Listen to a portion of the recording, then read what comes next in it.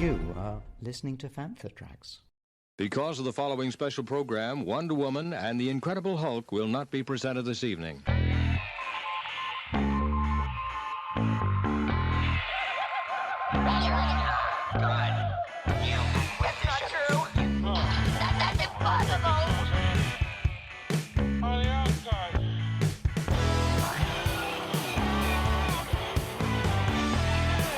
It's time to get all your Star Wars news in a single file. This is Making Tracks.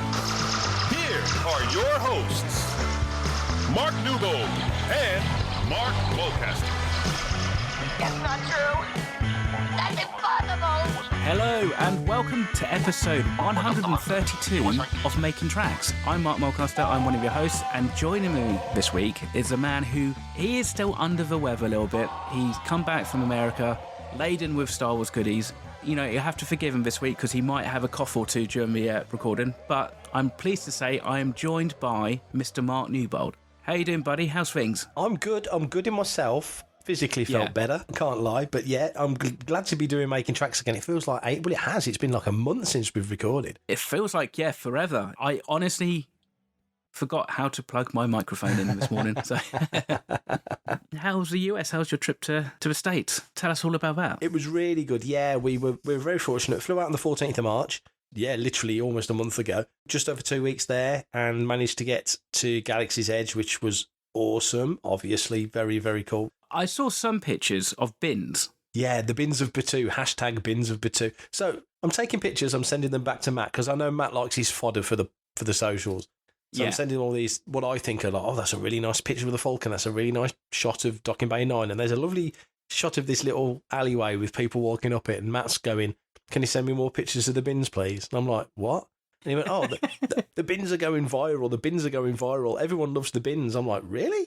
So I check on Insta or whatever he put it, and he's done this hashtag bins of Batuu. I'm like, well, that's kind of cool, apart from the fact he spelled Batuu wrong, but there you go. Well, we'll gloss over that. A long story. And so, so I literally, the next time I visited and take pictures of all these bins, which are everywhere. But anyway, bins of Batuu, yes, that was the real gold of the trip. Bins aside, you know, what was your highlight for your trip? The whole thing about walking around the corner and seeing the Falcon, so many people have said it and said how emotional they get and how it was a special moment.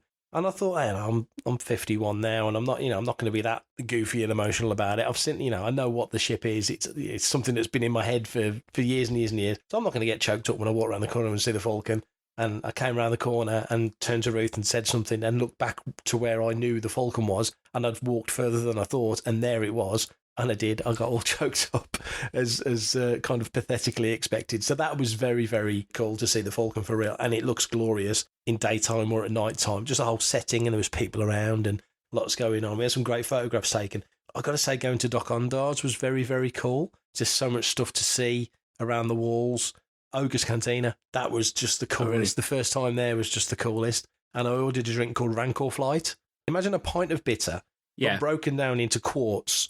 And each quart is a Rancor's tooth in like a little, well, it's not that little actually, it's about a foot wide, but in this display where the 4 teeth drop in, and each tooth has a different, slightly different beer in it. They're all bitters. I won't say who recommended it to me. I will say it's a very, very, very famous wrestler. Oh, really? Suggested this drink to me. He'd seen something I'd posted and messaged me, which was kind of cool, and basically said, try the Rancor Flight. So I'm sitting there with the in-laws and Ruth. What would you like to drink? Oh, Ruth, I'll have this.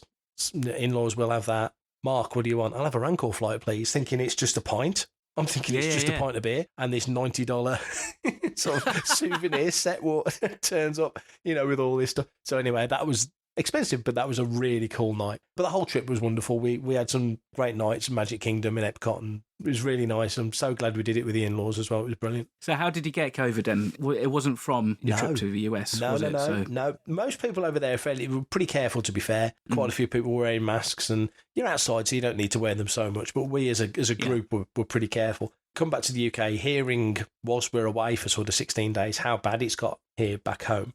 Yeah. Go to Echo Base, which was a great show, and had a great time. Bought some very cool bits and bobs. Walking around and looking at stuff, and I've got my mask on sometimes and off sort of other times, and I'm fairly fluid with it to my foolish cost because, get back and 2 days later, get the ping from the NHS app saying you've been near somebody for over 15 minutes that had, COVID-19. And then 2 days later, I tested positive. And then 3 days after that, Ruth has as well. So we're both down with it. So I'm currently in the living room. Ruth's asleep about 2 foot to my left.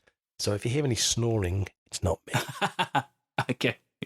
That's good to know. I'll keep my voice down so I don't wake her up then. Clearly, you've brought back a lot of stuff and you picked some stuff up from Echo Base as well. Probably don't necessarily need to ask you if you brought in, if you're adding new stuff to a collection room. Well, it's a one-item bar and the Rancor Teeth coffee table set thingy. Well, it's a one-item that you had there. You're just like, awesome. I got lots of cool little bits at Echo. But when I was at Echo, there was one thing I saw which I thought was fantastic and I could not get it. And I was getting laughed at when I picked it up. It is a 1999. There's like 3-4-year-old kids who are really into Star Wars.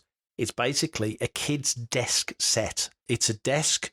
You could put a laptop on it. There's a little stool. It's basically done out. Remember when Phantom came out and they really went heavy on the graphics for Anakin and Sebulba and the pod racing and all that stuff? Completely slapped on with stickers and deco and stuff. The top of it's blue. The desk is orange. The little seat, I won't sit on, I'd snap it in half, but the kid would sit on, is orange. And the sides are all in blue. And it really looks great. I'm a Luddite when it comes to building anything, and even I built it in 15 minutes. And currently, it's right next to me. It's next to the computer desk in the living room because I've got books and all my review stuff's basically on there at the moment. And I'm really, really pleased with it. So that's probably the winner, I would say. What are you going to do with it? Where are you going to keep it? Is that going up into the collection room? Or? Yeah, I think so. I think what I want to do is change around. So I've still got Trek stuff up there and Marvel and DC and stuff. Over the summer, gradually, I want to strip all that out, get some big tubs and get all those bookcases empty, get all the Star Wars stuff from the spare room up. I've been planning this. I've been talking about this for 3 or 4 years. I think in my head I know where it's going to go anyway. Have you bought anything, Mark?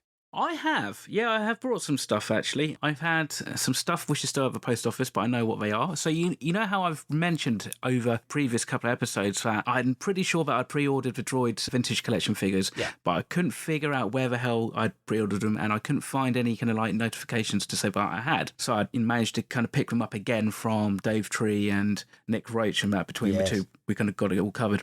Of course, whilst I'm away in Spain, box gets delivered and it's that whole set, and I'm just like, great. So I've got 2 of those. But the one thing that I got, which is I'm really pleased about, because it's kind of been a bit of a short-term kind of grail piece for me, especially since the start of lockdown when I started recollecting the Power of the Force 2 figures. I've got the Classic Edition 4-pack from Power of the Force 2. So I don't know if you've got this. You may have seen this. So basically what this is a 4-pack of Luke, Han, Darth Vader and Chewbacca. It comes with 4 tops widescreen collector's cards, but basically the figures are cast from the original Kenner molds, so they look like the vintage figures. I believe it is a Toys R Us exclusive out in the States and maybe Canada, which is probably why there's not been too many over here, at least in the wild, that I've seen. I just thought that is possibly the coolest bit of crossover between the 2 eras that you're ever likely to get, so I had to get that. So I've got that now, and I'm very happy, so I now need to find myself another grail to hunt down and collect. There's always got to be a grail.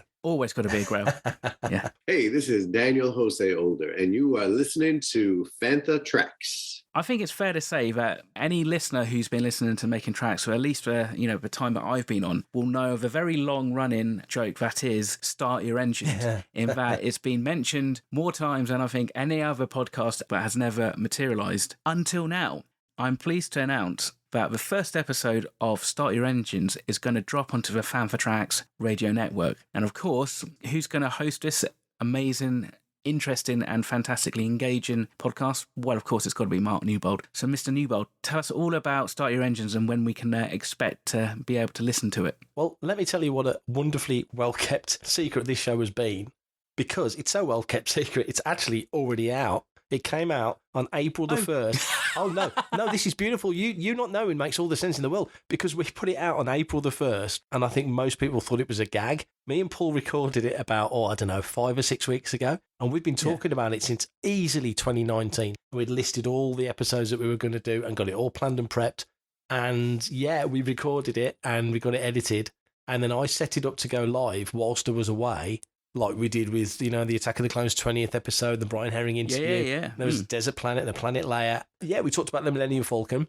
great fun. Not a long episode, 30, 35 minutes, something like that, which I think all the episodes will be. And we decided to work it into that sort of 6-week rota of shows that we're going to put out on a Friday. We've got some new shows coming in, so there will be gaps on the Fridays until we've sort of hit full throttle, so to speak. But yeah, it was great fun. Paul, well, you know Paul Naylor, he's a great guy, easy to talk to, knows his stuff. So yeah, we just had a good rabbit about the Falcon for about 45 minutes. And yeah, finally, after joking about it for like forever and a day, Start Your Engines is actually a thing, which you must go and listen to now, Mark. Well, I will, because, yeah, I mean, admittedly, I was about to step on a plane to Spain, which is probably why I didn't catch it in my newsfeed. So, and also I was quite busy with my own little April Fools on the Rebel Legion website. So, is this the Ball Gullet thing? This is the Ball Gullet thing. Yes. Yeah. Go on, tell everyone. Previous host to this podcast, Mr. Dave Tree, has created, and I don't know how he's managed to do it, and I don't even know if he did it or somebody else did it for him, but it's basically created this Ball Gullet-esque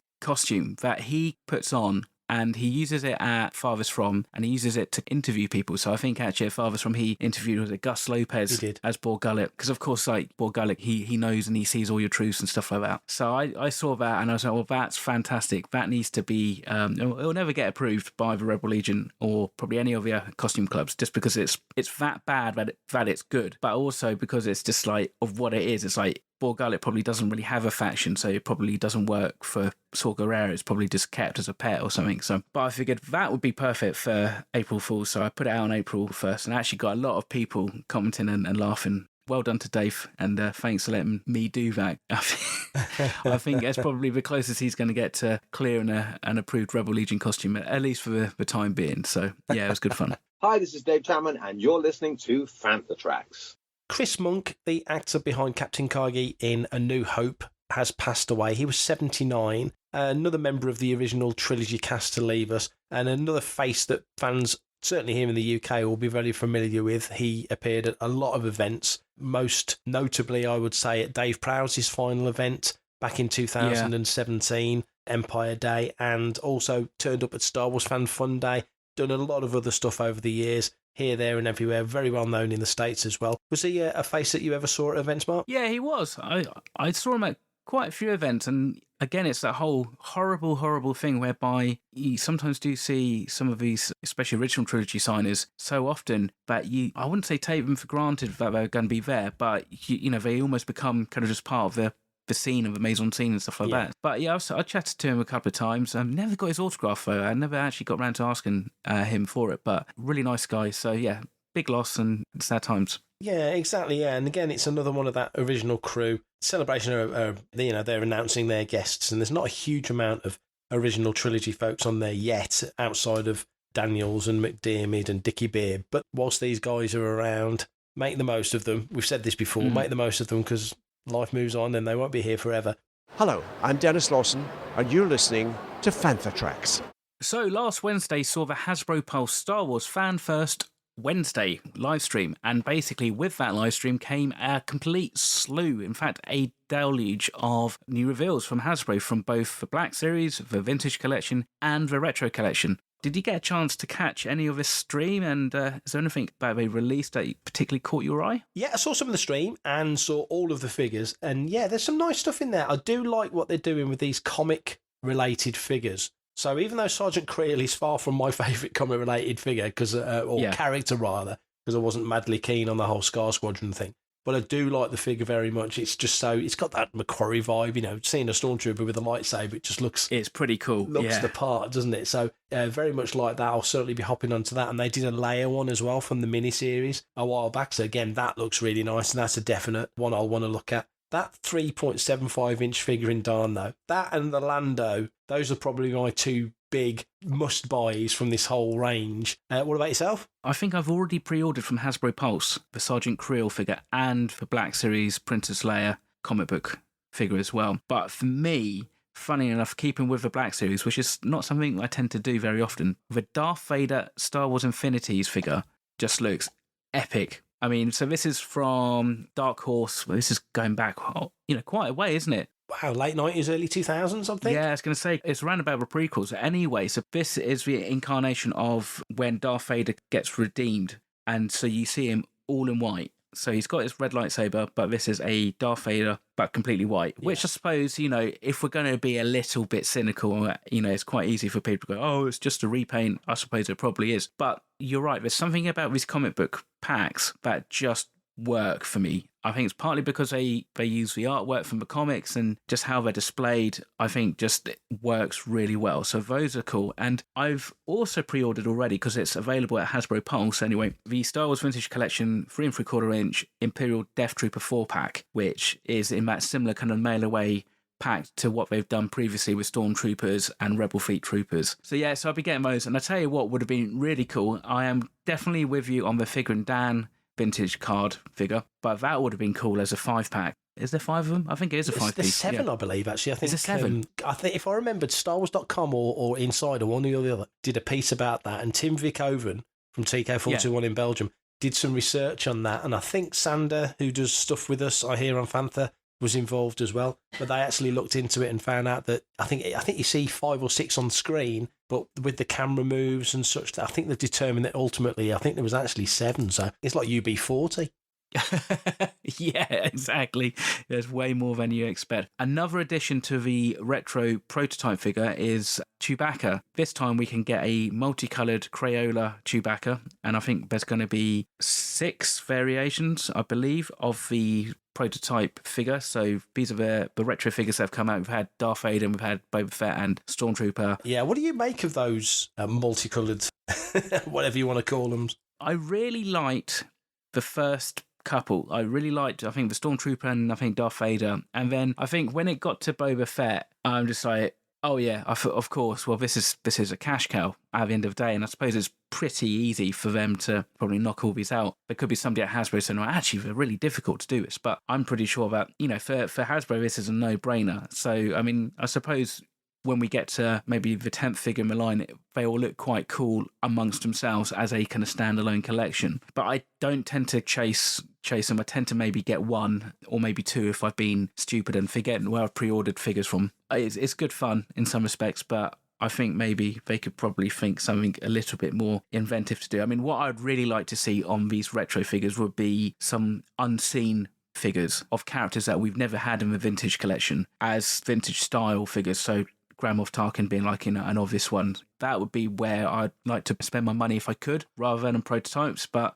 as I keep on saying to people, if we keep on buying it, then they're going to keep on making them, because ultimately they're going to assume that that's what we want. So we only have ourselves to blame. Anything else in that whole list of things that jumped out at you? Well, there's the Gaming Greats 3 3/4 inch vintage collection Shae Vizsla. So that's from the Star Wars: The Old Republic. So she's there in her kind of light combat armour with some flamethrowers and her gauntlets and some blasters. So I'm looking forward to that figure. But of course, as a pilot, you cannot escape the magnificent, esteemed beauty that is the Star Wars Black Series Trapper Wolf helmet. Life-size, kind of like 1-to-1 scale replica of Dave Filoni's helmet that he wears in, I believe, that's season 2 of The Mandalorian, because there's a difference between the helmet designs. Yeah, that's right. Yeah. And this one, I believe, is a repaint from an original Rogue One helmet, but you can just start to see kind of like where they've repainted it in the actual series. If you've got the Wedge Antilles or the Luke Skywalker helmet or any of the other kind of X-Wing pilot helmets, you know what you're getting. You're kind of getting sound effects and the yellow visor with the mic stalk and stuff. These are pretty straightforward for them, and again, it's a bit of a no-brainer to be able to put them out because they're all basically the same. It's just having to do a different paint job. But this will actually help some cosplayers, because I know there's quite a few Trapper Wolf X-Wing pilots in the judging queue at the moment for Rebel Legion, so I'm sure there's going to be a lot of people who are going to be very interested in this one when it gets released next year in spring 2023.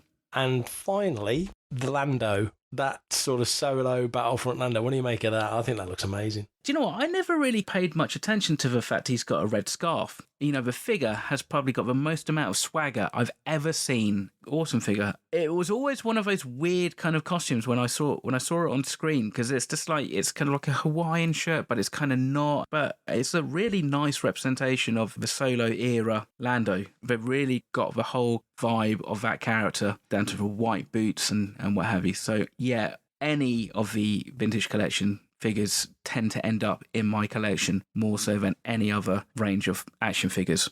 For everything in one location, Daily news, reviews, interviews, podcasts, video, and social media feeds. Bookmark FanthaTracks.com for Star Wars news 24/7, 365.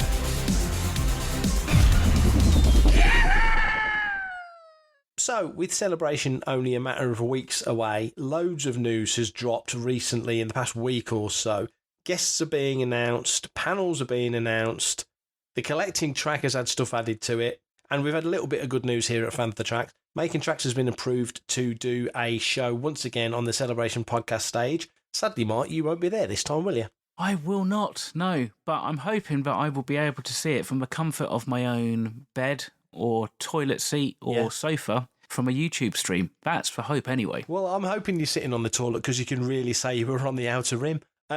Once it'll be myself, fingers crossed if everything works out and the green card gets approved. It'll be myself, it'll be Paul Naylor from Start Your Engines and Greg and Carl from Desert Planet Discs and fingers crossed Matt Booker as well from Cannon Fodder. So it'll be a sort of a Fantha radio collective, if you like, all just causing havoc on the podcast stage. We don't know what day it's on, we don't know when in the day it's on, we don't know any details. All we do know is that there is going to be a Making Tracks live coming from Celebration Anaheim.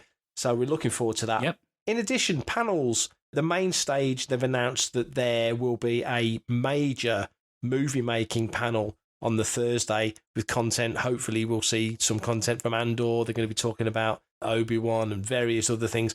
From the announcements you've seen there, Mark, anything that jump out at you? The Lucasfilm and Movie Makers panel, that is the one that I think a lot of people piqued their interest at, because obviously it kind of also suggests that it doesn't necessarily need to be Star Wars. It could be any film that is in production with Lucasfilm, or and not even a film. It could be like a Disney Plus streaming series. So we've got Willow and we've also got Indiana Jones. So could they be wheeling out again Harrison Ford for the Celebration fans? That would be fantastic. But of course, I think the one that everybody's hoping for is some kind of confirmation or some kind of announcement about the next Star Wars film, whatever that is, whenever that gets released. So I will definitely be looking forward to that. The other big panel will be the Dave Filoni and Jon Favreau in their Mando Plus panel, which is going to be on the 28th, so Saturday. So I guess they're going to be talking all about Mandalorian and maybe Book of Boba Fett, as well as possibly, see a trailer maybe for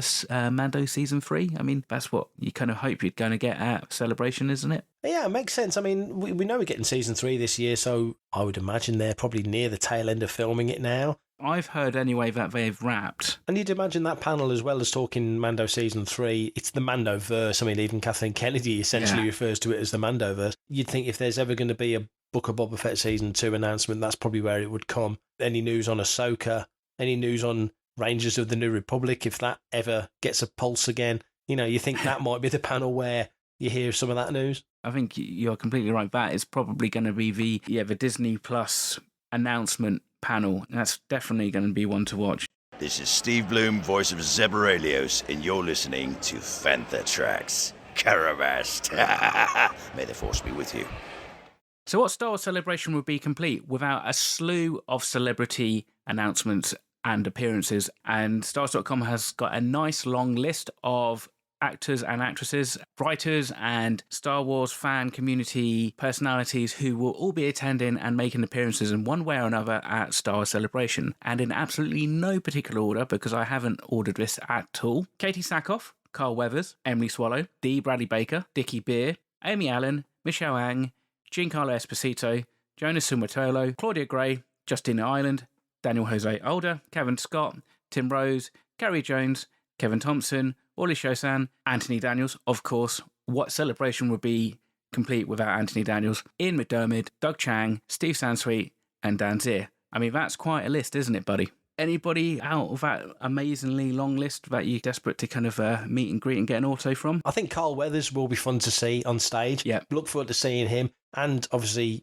you've just mentioned him, Giancarlo Esposito, just to hear their thoughts on their specific characters, because it'd be interesting to see if Grief and how heavily he comes back into Season 3. We know Weathers has film stuff, and Esposito clearly excited about what's coming from Moff Gideon. I think we all want to see what the resolution to that finale moment of Season 2 on board the light cruiser. So that'll be fascinating to see how that's all wrapped up and what they do with various characters that shall not be named. All the stuff that's been announced so far, the guests so far, all bring something. It's all from across the whole of the saga as well. So we're touching on a little bit of everything, which is good. There's some prequel guys, there's some OT guys. There's maybe not so much from the sequel trilogy, but certainly from the television era. Definitely feels like there's plenty of coverage there. And just go back to something you mentioned earlier when you were talking about sort of the Lucasfilm movie making panel. Harrison Ford coming out and maybe that's where we get the announcement for the title of Indy 5. I don't know. You know, he did return in Rise of Skywalker. We never had a celebration after Rise of Skywalker to celebrate it and sort of wrap up that sequel trilogy. So maybe there's some play there, you know, there's some possibilities there. My head tells me if you're going to see Hayden and Ewan, it's that big panel you'll see them in. To see Ewan at a celebration would be fantastic. Just as an aside, you know, you mentioned maybe that's where they'll announce the next movie. Yeah. We had, for a brief period of time, Rogue Squadron. And even though that slot is still available, that's almost certainly not going to be the case. They won't be able to turn it around in that sort of time period. So you've got to wonder, what are they going to announce? If they announce a movie, will it be Rogue Squadron under somebody else's stewardship? When will it be? What do you think? What little nugget they'd want to drop out there? There's still rumours and there's still kind of articles in the trades kind of saying about, you know, Rogue Squadron isn't completely dead. You know, there's articles, I think, about a month ago talking about Patty Jenkins has moved and shuffled around her schedule and she's back on it. So it's really difficult to know because obviously there's not been an official word one way or the other really about it. So again, it might be, you know, if they mention it and if it's brought up at the panel, then obviously we know it's going to be on. But if they don't, I think that will probably be more telling. So it'll be interesting to see what happens with that. Probably the December 2023 window will be a real push, and I think it's not necessarily out of the realms of impossibility because we don't know what's necessarily been planned and what's actually in motion at Lucasfilm, but it would be a bit of a tall order to get it under the camera and wrapped up by December 2023. So it might be that actually it moves back to maybe May 2024 or December 2024, which is kind of fine for me. I mean, I don't really have a burning desire like I need to see a Star Wars film right now because I'd much prefer to wait 6 months or a year and see a really good Star Wars film rather than something that's just been pushed out to appease the shareholders and empty calendar spot in the Disney release schedule. Yeah, no, I agree with that. I'd rather wait for quality than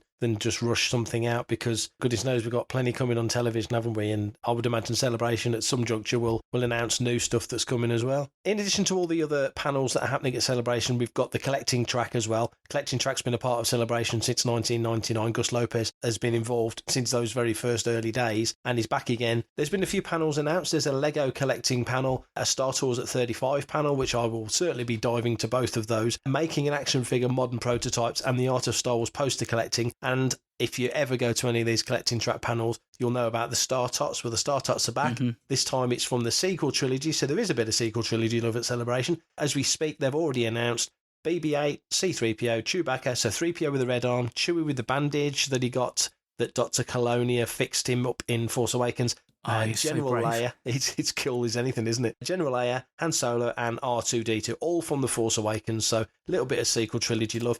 We'll bring all the news as it comes from Celebration, loads more to be announced, so stay tuned to Fantha Tracks for more. Hi, this is Hugh Quashing. I've had great pleasure in recording this interview for Fantha Tracks. Okay, so whilst my voice holds up, we can round out this episode with a listener's question. It's from Has Aslam, good friend of the show. He's sent in questions before. His question is, I'm aware that Boba Fett had a cult following and the fans wanted some closure, so Disney gave him a series. The proposed Lando series, though, makes me wonder if he was ever a big enough character to warrant his own show. From a diversity and inclusion, as well as a potential content aspect, it would make more sense to give Finn his own show, thus setting some foundations for future films and or television. Do you think Disney's policies have made this show happen purely on their new approach and not because we all have a big interest in Lando? Don't get me wrong, new Star Wars is always welcome, but they could easily have gone with Finn. So, kind of a multifaceted question there, and I shall throw it to you. So what do you think? Do you think, well, let's whittle it down. Do you think Finn should have a show in the sequel trilogy era? Do you think Lando should have a show pre-Solo, in the OT? What's your thought process on that? I mean, I think probably based on the timing of those announcements, because that's going back, 2 years, 3 years, maybe, can't even remember. But I wonder if it's purely on the strength of Donald Glover's performance and portrayal as Lando, because I mean, regardless of what you think about Solo, both Alden and Donald Glover did a fantastic job playing Han and Lando. I can see that there's definitely scope for a fairly kind of fun, kitschy, cheeky Star Wars series with Donald Glover as Lando. But also, actually, I think I can totally see the benefit and, you know, the interest on actually having a Finn series, you know, set post episode 9. What did Finn do next? Is the series going to be based around him trying to, you know, find and reunite First Order troopers with families or, you know, something like that? It kind of felt like that was his trajectory after Rise of Skywalker from what we saw in the films and stuff. Ultimately, it will come down to the appeal of the character. I wonder if possibly Lucasfilm just feels a little bit more confident with that OT and that pre-OT era storytelling than they maybe do with a post-sequel trilogy era storytelling at this point. It's funny, I said to somebody the other day, everybody hates the most recent Star Wars trilogy until a new Star Wars trilogy comes out. Good point. And so potentially there is that risk that, you know, anything set around or with the sequel trilogy characters at this point in time may just be, you know, received maybe negatively by some of the fans and, you know, will cause more derision than actually anything else. In terms of, let's break it down, I think in terms of Finn, if you want to do something with Finn, obviously you want to bring Boyega back. You've just had Oscar Isaac, who, when he left Star Wars, was kind of, I've moved on to Dune now, and it was a bit like Harrison Ford moving on from Star Wars to Blade Runner. The feel was that, I'm happy to do sci-fi, but I want to do weightier fare. And Oscar Isaac says something flippant, and it probably was just off the cuff, jokey, flippant, like, if you know, you'll know I want a new house if you see me doing Star Wars again. But now he's just gone and done Moon Knight, which is great fun, but it's a fair amount of meat on the bone in Moon Knight. I'm really enjoying it so far. It kind of shows that he's willing to come back and work with Disney, because you kind of got the vibe that when Rise of Skywalker was done, all those main actors were kind of done with it. Daisy Ridley's just turned 30. She's back on Instagram, you know, so she's had changes in her life, and you kind of think she keeps getting attached to the Spider-Woman role. And you're thinking, well, if she does something with Marvel, thus Disney, and so there's potential. Boyega seems to like to mix it up. That's my tone of him. He's like, you know, likes a bit of drama, likes a bit of comedy, likes a mixture of things. And he said it himself, you know, I'd come back. He sort of palmed it off a little bit by, if I can record it on my sofa, I'll come back and play Finn in animation. But, you know, you're thinking if Disney Plus come along and said, look, we'd like to build a show around Finn as a character, and obviously it's going to be post Rise of Skywalker, and that's an era that they want to go to. Because I think, going back to the big panel at Celebration, there's not been any big announcements in Star Wars for a good long while now. You know, you just mentioned, we're talking about the Lando show, and that was an announcement, like you said, from a couple of years ago. Rogue Squadron was a couple of years ago. A lot of things were a couple of years ago. There's not been any major big new announcements, really. Certainly not for content. What would the last one be? Book of Boba Fett would be the last one, and that's been and gone already. Yeah. So, you know, you kind of wonder what the next thing is, and something post Rise of Skywalker, to me, would make sense. That being said, Lando, you just nailed it. Fascinating character, much loved by OT fans, taken on board by more modern fans through Solo. You know, he's always got stories to tell, with there's so many things you could fold into a Lando series. Donald Glover's a major name who seems to want to do it. You know, I think he spoke about it recently and said, if anyone plays Lando, it's going to be me. So it feels like all the dice are set up for that one as well. So I'd be happy with it going either way. We know we're getting a Lando series, though, but there's definitely something to be said for a Finn series. Oh, absolutely. To be honest, there's space, I think, for both, and I think it would be good. And I think that's the thing, isn't it? You know, we're not talking about a Finn standalone film. You know, we're talking about a Disney Plus series, and you know that does, in some respects, take the pressure and maybe the focus off it a little bit. It also makes it slightly less must-watch, if it comes down to it. With streaming, if it slips you by and you don't kind of catch it straight away, it's not the end of the world, and you don't necessarily need to maybe put a lot of big focus on it and a lot of promotion. They can just come out and what have you. But I mean, I think both characters have got enough multi-facets that you could create interesting series with them separately. But at the same time, it would be fantastic if you could do something with both of them. So you wheel out Billy D. Williams and he's talking to Janna maybe and Finn, and then like you flash back to Donald Glover, young Lando kind of chronicles. that kind of thing. Or was it the Calrissian Chronicles? Calrissian Chronicles, yeah, exactly. So that would be also quite a fun way of doing it. So for me anyway, if you can find a decent story and a decent vehicle to kind of bring back an OT character or a sequel trilogy character, with the exception of Sio Bibble, then as far as I'm concerned, I'm game for it. In answering Hassie's question, and it's a good question, and thanks again, mate, for sending it in. Lando's happening, and we know it's happening, and I think Lando will certainly cover a lot of ground thematically and story-wise, and folding into other elements of storytelling as well. I think he's an untapped character in that respect. He can fold into a lot of stuff because he's done a lot of things. But putting Finn out there as a potential character makes sense. Just to roll out on this one, I think if you can do Mandalorian, Ahsoka, Book of Boba Fett, if it ever happens, Rangers of the New Republic, and have them all sort of overlap into a bigger storyline, I don't see why you couldn't do the same with Finn and Poe and Rey and fold those three characters into another bigger storyline. You can kind of carry on the Skywalker saga on Disney Plus if you want to do it that way. Or if they wanted to make it into films, I mean, you can do more films with Rey and Finn and Poe, and they don't need to be saga episodes, do they? If you ever do 10, 11 and 12, they can be set another century down the line if they want to do it. So before Mark's voice does completely fail, he can do the nice explanation of how and where and why and when you can get in touch with us. So Mark, for the first time in about a month, can you let people know how they can get in touch if they've got a listener's question or any other question, comment, thought or theory? Yes, I can, Mark, and this is how you can do it. If you want to be part of the action and stay updated on all the latest Star Wars news, visit fantatracks.com or check out the free Panther Tracks app through the App Store to follow us on your mobile device. You can reach out to us and send in your listeners' questions by emailing radio@fantatracks.com.